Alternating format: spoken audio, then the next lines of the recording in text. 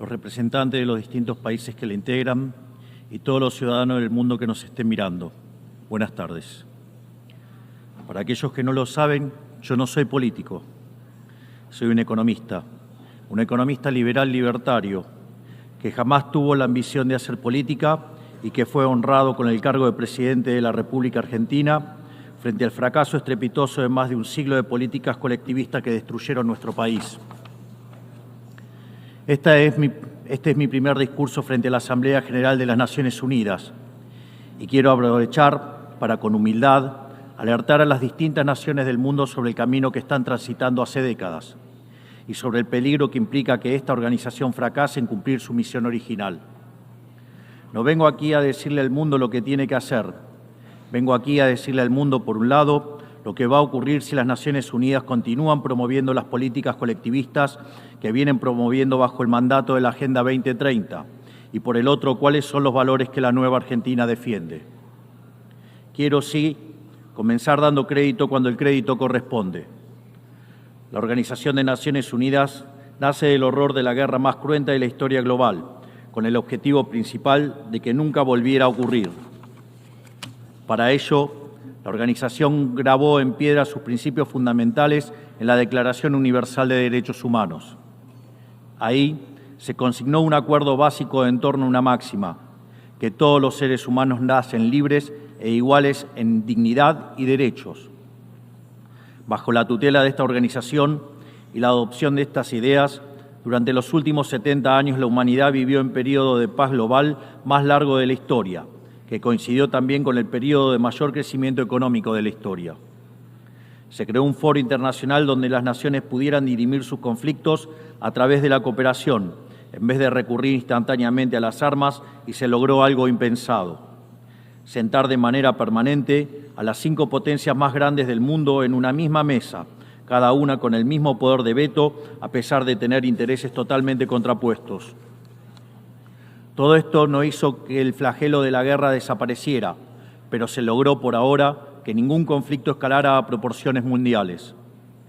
El resultado fue que pasamos de tener 2 guerras mundiales en menos de 40 años, que en conjunto se cobraron más de 120 millones de vidas, a tener 70 años consecutivos de relativa paz y estabilidad global, bajo el manto de un orden que permitió al mundo entero integrarse comercialmente, competir y prosperar. Porque donde entra el comercio no entran las balas, decía Bastiat. Porque el comercio garantiza la paz, la libertad garantiza el comercio y la igualdad ante la ley garantiza la libertad. Se cumplió, en definitiva, lo que consignó el profeta Isaías y se lee en el parque cruzando la calle. Dios juzgará entre las naciones y arbitrará por los muchos pueblos. Forjarán sus espadas en rejas de arado y sus lanzas en podadoras. Nación no tomará espada contra nación, nunca más conocerán la guerra. Esto es lo que ha ocurrido mayormente bajo la tutela de las Naciones Unidas en sus primeras décadas. Y por eso, desde esta perspectiva, estamos hablando de un éxito destacable en la historia de las naciones que no puede ser soslayado. Ahora bien, en algún momento, y como suele ocurrir con la mayoría de las estructuras burocráticas que los hombres creamos, esta organización dejó de velar por los principios esbozados en su declaración fundante y comenzó a mutar. Una organización que había sido pensada esencialmente como un escudo para proteger el reino de los hombres se transformó en un leviatán de múltiples tentáculos que pretende decidir no solo qué debe hacer cada Estado-nación, sino también cómo deben vivir todos los ciudadanos del mundo. Así es como pasamos de una organización que perseguía la paz a una organización que le impone una agenda ideológica a sus miembros sobre un sinfín de temas que hacen a la vida del hombre en sociedad. El modelo de Naciones Unidas, que había sido exitoso, cuyo origen podemos rastrear en las ideas del presidente Wilson, que hablaba de la sociedad de paz sin victoria y que se fundaba en la cooperación de los Estados-nación, ha sido abandonado. Ha sido reemplazado por un modelo de gobierno supranacional de burócratas internacionales que pretenden imponerle a los ciudadanos del mundo un modo de vida determinado. Lo que se está discutiendo esta semana aquí en Nueva York, en la Cumbre del Futuro, no es otra cosa que la profundización de ese rumbo trágico que esta institución ha adoptado. La profundización de un modelo que, en palabras del propio secretario de las Naciones Unidas, exige definir un nuevo contrato social a escala global, redoblando los compromisos de la Agenda 2030. Quiero ser claro en la posición de la Agenda Argentina. La Agenda 2030, aunque bien intencionada en sus metas, no es otra cosa que un programa de gobierno supranacional de corte socialista, que pretende resolver los problemas de la modernidad con soluciones que atentan contra la soberanía de los Estados-nación y violentan el derecho a la vida, a la libertad y a la propiedad de las personas. Es una agenda que pretende solucionar la pobreza, la desigualdad y la discriminación con legislación que lo único que hace es profundizarla. Porque la historia del mundo demuestra que la única manera de garantizar la prosperidad es limitando el poder del monarca, garantizando la igualdad ante la ley y defendiendo el derecho a la vida, a la libertad y a la propiedad de los individuos. Ha sido precisamente la adopción de esa agenda que obedece a intereses privilegiados y el abandono de los principios esbozados en la Declaración Universal de Derechos Humanos de las Naciones Unidas lo que tergiversó el rol de esta institución y la puso en una senda equivocada. Así, hemos visto cómo una organización que nació para defender los derechos del hombre ha sido una de las principales propulsoras de la violación sistemática de la libertad, como por ejemplo con las cuarentenas a nivel global durante el año 2020 y que debería ser considerado un delito de lesa humanidad. En esta misma casa, que dice defender los derechos humanos, han permitido el ingreso al Consejo de Derechos Humanos a dictaduras sangrientas como la de Cuba y Venezuela sin el más mínimo reproche. En esta misma casa, que dice defender los derechos de las mujeres, permite el ingreso al Comité para la Eliminación de la Discriminación contra la Mujer a países que castigan a sus mujeres por mostrar la piel.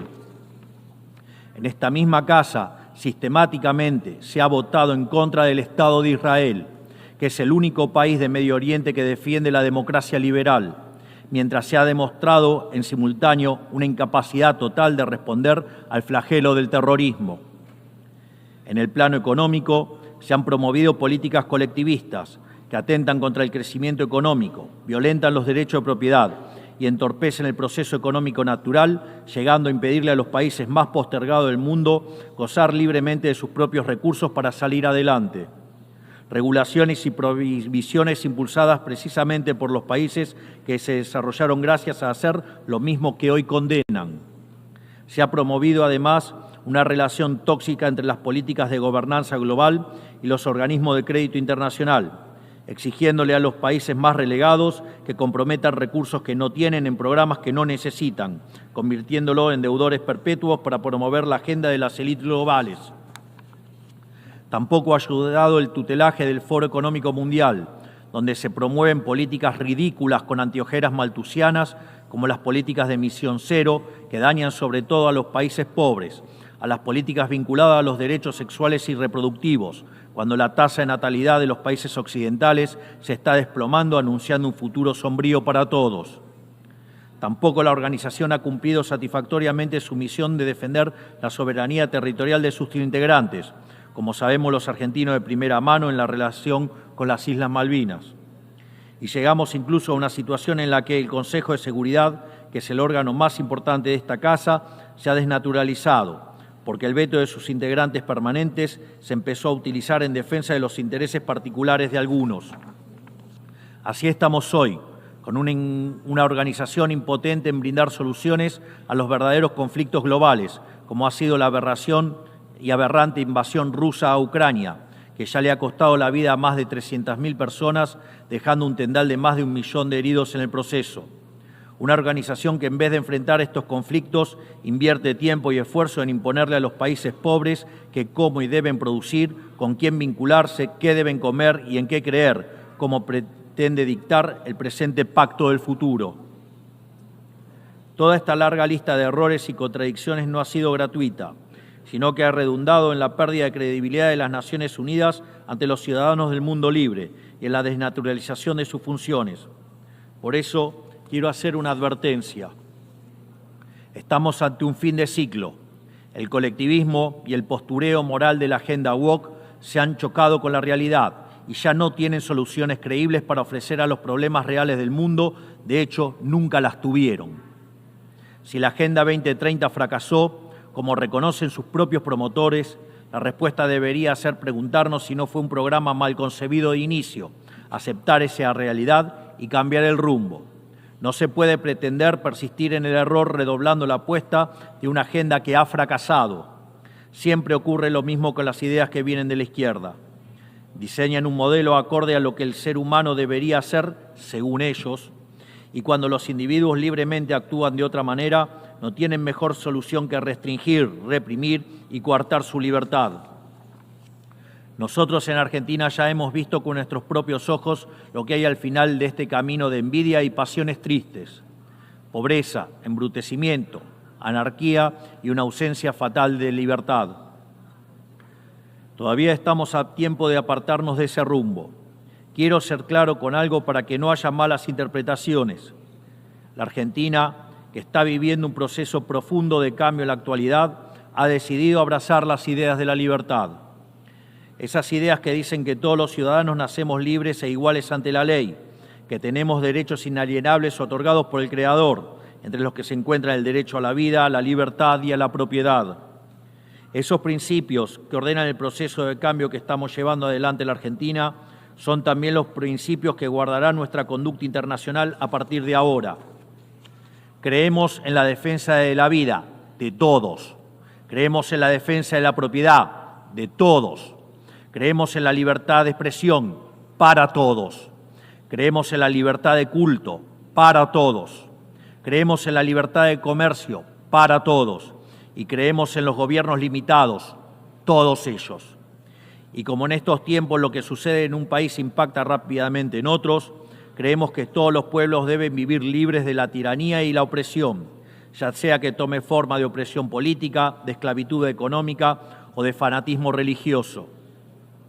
Esa idea fundamental no debe quedarse en meras palabras, tiene que ser apoyada en los hechos, diplomáticamente, económicamente y materialmente, a través de la fuerza conjunta de todos los países que defendemos la libertad. Esta doctrina de la nueva Argentina no es más ni menos que la verdadera esencia de la Organización de las Naciones Unidas, es decir, la cooperación de naciones unidas en defensa de la libertad.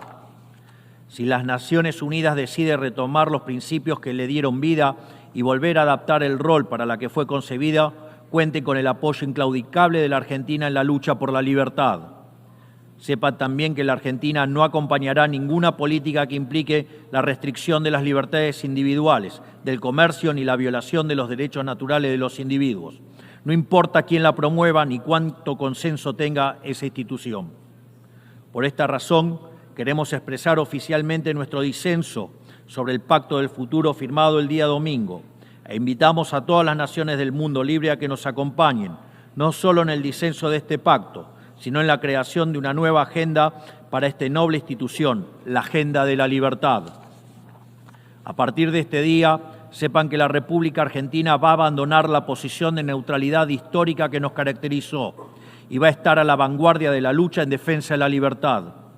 Porque, como decía Thomas Paine, aquellos que desean cosechar las bendiciones de la libertad deben como hombres soportar la fatiga de defenderla. Que Dios bendiga a los argentinos y a todos los ciudadanos del mundo y que las fuerzas del cielo nos acompañen. ¡Viva la libertad, carajo! Muchas gracias.